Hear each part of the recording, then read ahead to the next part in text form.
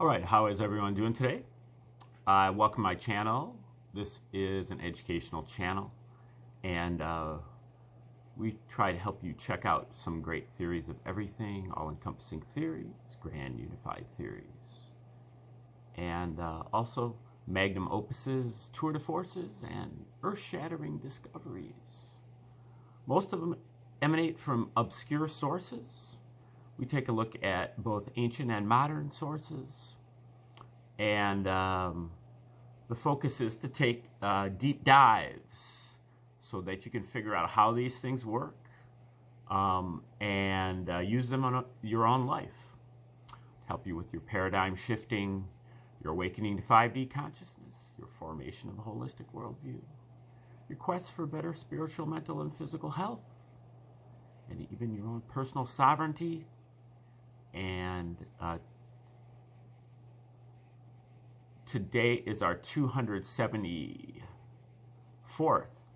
video that we've done under the title of the Reciprocal Church, where we are trying to amass and syncretize sources that, obscure sources, people who are my heroes, who went for it, in spite of the fact that they didn't get paid, didn't get recognized, but they had a great idea and they saw it through and did a great job. And unfortunately, nobody still ever paid any attention. But we're paying attention now, and hopefully we can resurrect these things from the trash heap of history, or ash heap of history. And we call it the Reciprocal Church, named after Mr. Dewey B. Larson, the founder of the Reciprocal system of theory, which I've also done almost 600 videos on this channel. I consider it to be the greatest theory of everything, where Larson unites all the major fields of science, as well as uniting science and religion. And he talks about religion a little bit in that book, Beyond Space and Time, his final posthumous book. But we are kind of taking it further and showing some sources and how to kind of put them together. I envision that someday we'll have 8 or how many ever billion people live on this planet. That many different religions. Everybody will have their own private, individualized religion that they monitor on their own and don't have to rely on any experts, because the experts are not to be trusted. And the texts are not to be trusted either. And that's kind of what we're focusing on here in today's video, in particular the New Testament.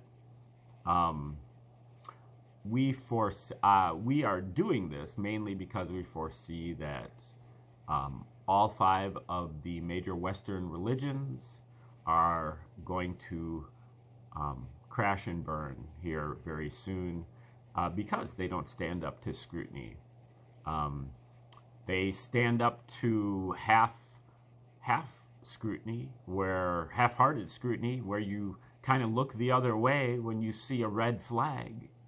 But if you really look at these things, especially the New Testament is really like a fairy tale. If you read it in any other context, if you weren't told that this is your Bible, you would immediately categorize it as mythology at best. There's no evidence to support it. The only evidence that there is to support it is eliminated when you recognize the big picture. And the big picture is that the entire New Testament was written by the Romans. It was written by the Roman Empire. The emperors, in particular, the Flavian emperors, Vespasian, Titus, and Domitian, from between 69 and 96 AD. And there are at least half a dozen to a dozen different authors, depending on how you define it, who throughout the last 150 years who have made this determination, including Sir Ronald Syme, who's known as the 20th century's greatest historian of Rome, and in this century, Joseph Atwill, in his book Caesar's Messiah and Shakespeare's Secret Messiah, breaks it down, as well as Roman Piso, Abelard Reuchlin, Henry Davis, James Ballantyne Hannay, and we are looking at a book that is new. About 6 months ago, it came out from Michael Menescotz, Menasgotz, and this is called Christianity's Origins as a Flavian Secrecy Cult, the Flavians, Vespasian, Titus, and Domitian. But there is another Flavian that's also very relevant here, and that is Flavius Josephus. You may have heard the name Josephus if you're a Christian, because Josephus is kind of your go-to guy for somebody who actually independently corroborated the existence of Jesus. The only first century writer other than the Gospels to corroborate the existence of Jesus. But when you recognize that he's actually an adopted member of the Roman royal family, and he is living at Caesar's palace in his own private townhouse, and he's married into the family, and he has been appointed as the court historian, then you start to doubt that. But then when you read his great work, so-called history of the War of the Jews, or otherwise known as Jewish War, which covers a war between the Romans and the Jews from 66 to 73 AD. And when you read that work, you recognize quickly that something's fishy. And then if you read it carefully, then you begin to recognize that the resemblance between this book it's really 7 volumes, this 7-volume work and the New Testament, in particular the Gospels, is uncanny. There are so many different parallels between the two. They feed off each other. One parodies, the Gospels parodies Josephus, and then Josephus parodies the Gospels. The upshot is that Josephus and whoever wrote the Gospels were the same people, whoever they were. They were written, those two works were written at the same time by the same people for the same reason. And the reason, the motive for the Romans is pretty obvious. The Romans had a great empire, and at this time, this is like peak Roman Empire, and they controlled hundreds of different nations. But the nation that gave them the most grief was the Jews. The Jews were constantly revolting and insurrecting, and eventually leading up to this war, 66 to 73 AD, in which two of the leading generals were Vespasian and Titus, who became emperors, Flavian emperors then, after that. They were both wounded in the war, and they were just tired of the Jews and their chosen people, separatist, monotheistic religion that had all these idiosyncratic rituals, including Passover and no graven images, even on coins, and circumcision, kosher food laws, animal sacrifice, all of it. And they were willing to die to maintain these rituals. And with all of the other stuff that the Romans had going on, including a civil war, which started when Nero was assassinated in 68 AD, they were just tired of having to, the Jews were just really, really high maintenance. And so they used what you would call the homeopathic approach, or the domesticating approach. The Jews, if you read the Old Testament, there are many prophecies in the Old Testament that are predicting the coming of a new Messiah.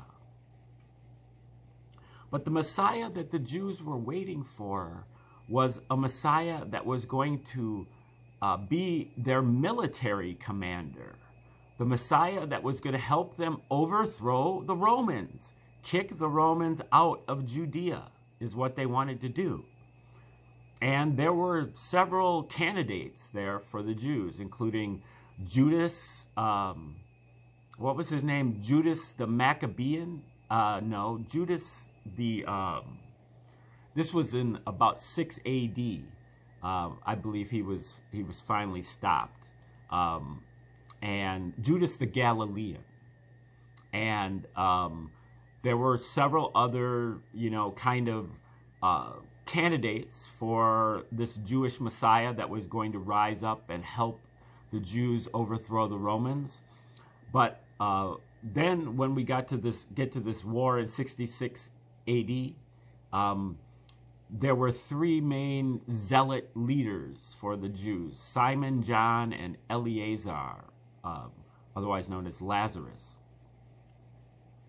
Note that all three of those people play a significant part in the Gospels, those three names. Eleazar ben Yar, I believe his name was, and they saw him, the Romans saw him as basically this kind of Messiah figure. And what they tried to do is they tried to basically, through wartime propaganda, a psychological operation called the Gospels, they tried to domesticate Eleazar and turn him into a tame version of himself. And they did that through the character of Jesus. So instead of Eleazar being the military commander to overthrow the Romans, Jesus was the Prince of Peace. Jesus believed in turning the other cheek to oppression. Jesus believed in rendering unto Caesar what is Caesar's, meaning paying taxes. And Jesus believed in walking the extra mile with the Roman soldier's backpack. And Jesus believed in the great faith of the Roman slave owner, greater than anyone in Judea. And so that's who they proposed, and they wrote the Gospels that way. And not only does this perfectly fit their motive, but also perfectly fits their MO. They did this exact same thing, created a religion for psychological purposes with a different group of Jews, the Pharisees. They did it, also created several cults or religions that followed other Caesars before this: Julius Caesar, Augustus Caesar, Claudius Caesar, and then Titus and Vespasian. And if we get to opportunity and resources, the Romans fit the profile perfectly. Realistically, the Romans were the only people that could have even written the Gospels. Consider the Gospels were written in Greek, which was kind of the language of the Roman common person at this point. And it was only spoken by a small group of elite Jews in Palestine, and read and written by even fewer. The Romans had a total monopoly on publishing. If something was published that they didn't like, it was immediately censored. And so it's conspicuous that the Gospels were not censored. And they had a complete monopoly over distribution as well.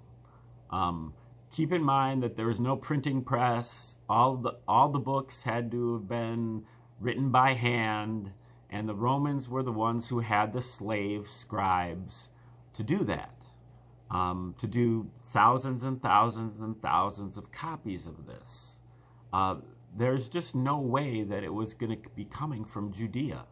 The Gospels were written in Rome. So what Michael Menescotz does in his book is he puts the book of Luke, the third Gospel, on the vertical axis of his graph, and he puts the Josephus War of the Jews on the horizontal axis. War of the Jews has 694 paragraphs, one on the left-hand side, 694 on the right-hand side. Luke chapter 1 at the bottom, chapter 24 at the top. Whenever he finds a parallel, he plots the point. And what he discovered is that he found 250 parallels just in the book of Luke. And then when he plotted all the points, he didn't just find noise. He didn't just find a random pattern. He found 5 Latin letters, APTVS. I would guess that the Titus and Vespasian, it makes up the T and the V. There's some dispute about the A and the P and the S. But Menescotz has his theories about that. I have mine. And we'll hash that out at a certain point. But the main point is that it makes up a pattern. What that really means is that not only did the Romans write the New Testament, including the book of Luke, but they actually signed their name to it. Okay, so what Menescotz does in this book is he goes over all of these parallels one by one with painstaking, detail. And we're at one here, A Jewish War, paragraph 492. Book 4, chapter 5, paragraph 3. The Zealots and Romans slew them and threw their bodies away to make room for prisoners, and the dead weren't buried. Those secured in their own houses could only shed tears in secret, and those that mourned were killed. In the night, they throw a little dust or soil on the corpses. Okay, now this passage is paralleled by Luke chapter 9, verses 60 to 62. Jesus said, "Let the dead bury their dead, but go you and preach the kingdom of God." And he responded, "I will follow you, but let me first go bid them farewell, which are at home at my house." Jesus replied, "No man, having put his hand to the plow and looking back, is fit for the kingdom of God." Okay, now, so this parallel, he analyzes it here. There are definitely a few different things that are, noteworthy, but it's not a terribly strong parallel. But, when you have 250 of them, not all of them are going to be, knock your socks off. There are several of them that do knock your socks off. And the other ones, you kind of have to look for them, and they're a little bit hidden, and some of them are, frankly, a little bit weak. But there are many patterns of some of the parallels. One of them is this domestication idea, which Atwill calls the new root and branch, to get rid of the root of Judaism and graft on this Christianity. And there's a huge set of parallels featuring this guy Pedanius, who is a Roman who was actually the originator of, he was a botanist, and he was the originator of homeopathy. But one of the main parallels is that what Jesus predicts is going to happen in the Gospels, because they set the Gospels like 40 years in the past. What Jesus predicts in the Gospels is fulfilled by Titus in War of the Jews. So that, when you add that up, you get that Titus is the second coming of Jesus. That's Revelation happened already in 70 AD.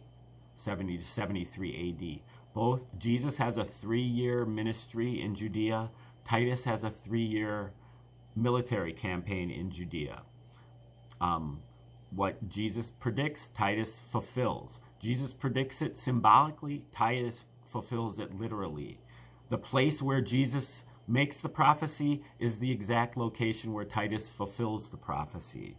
And the time that Jesus makes the prophecy is exactly 40 years, sometimes to the very hour of the time that Titus fulfills the prophecy. But this is a different kind of parallel, so let's see what Menescotts has to say here. Here, Jewish war is parallel with that verse in Luke relating to pushing the plow. Now, astrologically, the plow refers to the Big Dipper. I don't know if he's going there with this, but it was at least 2 years after I first recorded this parallel that I noticed how in Jewish war they are saying farewell in their homes because it deliberately avoids using the word farewell. I'm not getting that. This again shows how carefully the parallels were hidden, suggesting many more parallels and details remain undiscovered. Which, you know, begs the question, when we discover these new parallels, are they going to mess up the APTVS pattern? But let's keep going here by turning the page, and which can be an adventure. Okay, we're at a new parallel here. This is Jewish War, paragraph 493, right where we were. Book 4, chapter 5, paragraph 4. And it says, all he has is something in parentheses here. It requires the reader to calculate this, but it turns out that Josephus's main role in his published story began in a city in Galilee when he was age 30. And this corresponds to Luke chapter 3, verse 23. It requires the reader to calculate this, but it turns out that Jesus' main role in his published story began in a city in Galilee when he was age 30. His analysis. The details of Josephus' story are actually part of a different, distinct sequence of parallels, which I shall come to later. However, I list it here because it is in the correct location in this reverse order diagonal line being plotted, meaning the left-hand side of the V. So in the APTVS pattern, you know, you have the V. The left-hand side is, you know, as you go further on in War of the Jews, you go backwards in Luke. The right-hand side of the V is what Atwill mainly discovered, because those parallels are in the same order in both books, which makes it even more, you know, more unlikely that that there would be these parallels. I think he found like 46 parallels in order, in the same order in both books. So that's kind of how that works. Okay, we'll go to the next parallel. This is Jewish War 499, Book 4, Chapter 7, Paragraph 2. They fell on the holy places and cities.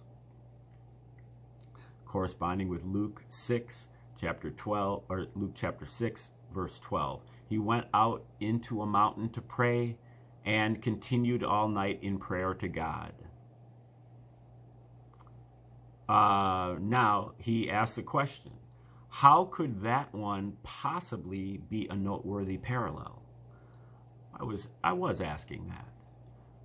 Okay, he says, as examples of subtlety go, let's see what we're doing here. I'm just trying to, okay. As examples of subtlety go, this one is a perfect illustration. To an English reader, there is nothing noteworthy here. The only reason I spotted the connection is because in the 1600s, when Jewish War was translated into English by the famous William Whiston, the Lucasian professor at Cambridge, immediately prior to Isaac Newton. Yeah, he was a mathematician. That's what I love about these parallels, is that you can check it out for yourself. You don't have to rely on somebody else to tell you. I mean, you do have to trust the translator unless you read Greek, Koine Greek, or however you pronounce that. Because both Josephus and the Gospels are written in Greek. But the suggested translations are the Greek English interlinear text of the Gospels, and the Whiston translation or the Loeb translation of Josephus. And you can find a free copy of that on the internet as a PDF. So, perform this for yourself. Okay, so Whiston pauses here to add a comment. So reference 11 of book 4, saying that by these hiera, H-I-E-R-A, or holy places, as distinct from cities, must be meant proseuchae, Proseuchae, or houses of prayer out of cities.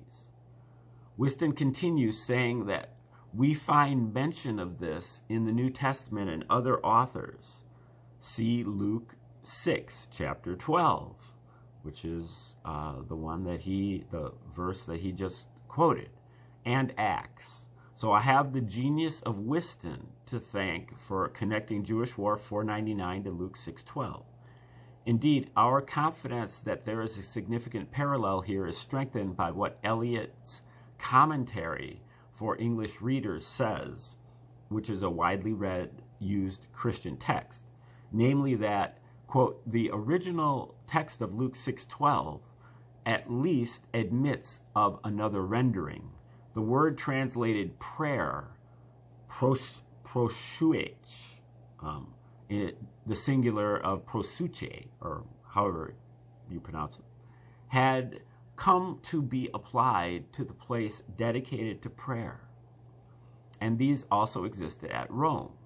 The precise combination of words is not found elsewhere, meaning Luke is using an extremely rare phrase that is associated with Roman worship, and Jewish War is subtly referring that same kind of worship. Not only does this show that there are probably many more parallels to discover, but it is also an example of undeniably independent authors identifying a noteworthy parallel and its location turning out to perfectly fit the APTVS pattern. I have identified, in this case, the location is 499 versus Luke 6:12, which is in the bottom half of the V. Okay, we'll try one more here. Jewish War, 5:11 to 5:12, Book 4, Chapter 9, Paragraph 4 and 5. At this time, the Jewish leader Simon built an army, no longer of slaves and robbers, but many of the populace. He built a wall at a certain village called Nain, N-A-I-N, and sent Eleazar to the city of Herodium to gain their favor. But they made him throw himself from their wall, and he died immediately. And this corresponds to Luke chapter 7, verse 11. And Jesus went into a city called Nain, and many of his disciples, likely including Simon, went with him. When he came nigh to the place of the city, behold, there was a dead man carried out. So, he says, that was another fairly simple parallel. Same specific location, similar vignette of a dead man made to exit. Nothing terribly exciting, but simply an opportunity taken by the author to arrange a dot at the required place, again in the V. Since in this sequence we are working our way down the left-hand side of the V. Okay, and you can see as we move forward in Josephus's Jewish War, we are kind of moving backward in Luke. Although this is verse 7 and the last one was verse 11 or verse 6. So that seems to be a little bit off, but we'll see, because he does take time to graph these out periodically and show you the points.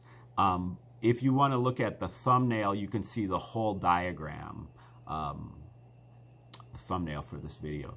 Otherwise, I think we're going to stop right there. Thanks for tuning in today, and have a great day.